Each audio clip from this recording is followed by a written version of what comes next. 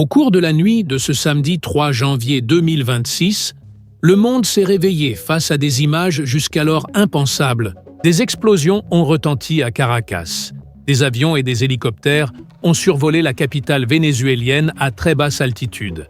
Et les États-Unis ont annoncé avoir capturé le président Nicolás Maduro pour le transférer vers New York, afin qu'il réponde à des accusations liées au narcotrafic et au terrorisme. Au cœur de cette opération apparaît un nom entouré de secrets, de silence et de mythologie militaire, la Delta Force. Avant d'aller plus loin, un point doit être clarifié.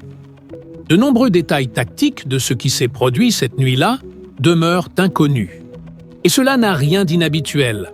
Le secret fait partie intégrante de l'ADN de ce type d'unité et de ce genre de mission. Toutefois, à partir des informations disponibles, il est possible de comprendre comment une telle opération peut être conduite en termes d'architecture opérationnelle, d'intégration interarmée, de domination de l'espace aérien, de guerre électronique, de renseignement et de vitesse d'exécution. Pour comprendre cette action, il faut d'abord répondre à une question essentielle. Qu'est-ce que la Delta Force? Cette unité est née d'une anxiété stratégique qui a marqué les États-Unis à partir des années 70. Une période dominée par le terrorisme international, les prises d'otages et les crises diplomatiques. Inspirée par le modèle britannique du SAS, la Delta Force a été conçue pour fonctionner avec des équipes réduites, une sélection extrêmement rigoureuse, une grande autonomie et un objectif clair, le contre-terrorisme et la capture de cibles de très haute valeur. La tentative ratée de sauvetage des otages américains en Iran au début des années 80 a profondément transformé la culture des opérations spéciales américaines. Cet échec a entraîné une réforme structurelle complète, imposant une meilleure coordination entre les forces, un commandement unifié et une intégration réelle entre les unités terrestres, aériennes et de renseignement. C'est dans ce contexte que la Delta Force a évolué pour devenir ce qu'elle est aujourd'hui. Sa structure exacte reste classifiée, mais l'on sait qu'elle repose sur des éléments d'assaut, de reconnaissance, de soutien spécialisé et une intégration permanente avec l'aviation des opérations spéciales. C'est ici qu'intervient une autre unité emblématique, le 160e régiment d'aviation des opérations spéciales, connu sous le nom de Night Stalkers. Leur mission est d'insérer et d'extraire les forces spéciales dans les environnements les plus hostiles, souvent de nuit et à très basse altitude. Selon les autorités américaines, l'opération menée à Caracas portait le nom d'opération Absolute Resolve. Elle aurait nécessité des mois de préparation, une coordination étroite avec plusieurs agences de renseignement et un suivi minutieux des déplacements et des habitudes de Nicolás Maduro. Des sources proches du dossier indiquent que des maquettes grandeur nature des zones ciblées auraient été utilisées pour l'entraînement, une méthode déjà employée lors de précédentes opérations de capture de dirigeants terroristes. Durant la phase d'exécution, des actions de guerre électronique auraient neutralisé les radars et perturbé les communications vénézuéliennes.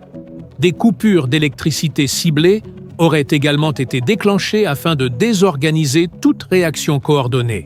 Avant même l'arrivée des hélicoptères, des aéronefs spécialisés auraient rendu le système de défense aveugle et sourd pendant une fenêtre de temps extrêmement courte, mais suffisante. Les hélicoptères auraient pénétré l'espace aérien vénézuélien par un profil de vol très bas, suivant la côte, puis les reliefs entourant Caracas, afin d'éviter toute détection.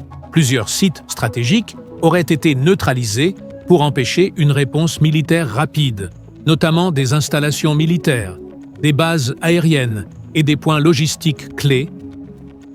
L'objectif n'était pas de tenir le terrain, mais de créer un vide momentané, permettant à l'équipe d'assaut d'agir rapidement. Des échanges de tirs auraient eu lieu, et au moins un hélicoptère aurait été touché sans être contraint d'abandonner la mission. Selon les déclarations officielles, aucune perte américaine n'aurait été enregistrée. Une fois la cible capturée, l'extraction aurait suivi un schéma classique de mission à haute valeur. Retrait immédiat vers un bâtiment naval au large, puis transfert vers le territoire américain afin de réduire les risques d'interception durant la phase la plus critique. Le succès apparent de cette opération ne repose pas uniquement sur la Delta Force.